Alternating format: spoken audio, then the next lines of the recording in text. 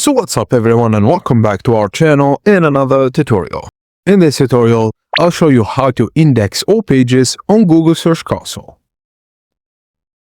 So firstly, open Google Search Console and click Add Property and enter your website domain.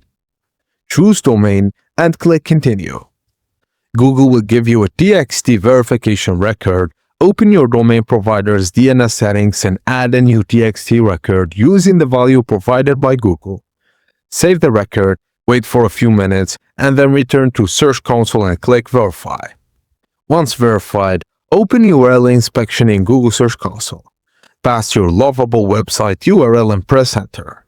If Google says the page isn't indexed, click Request Indexing.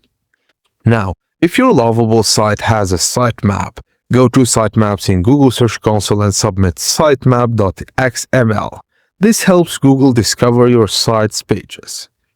And that's it. Your Lovable website is now connected to Google Search Console and ready to Google to crawl and index. If this tutorial was helpful, please don't forget to like it and subscribe to our channel for more quick website tutorials.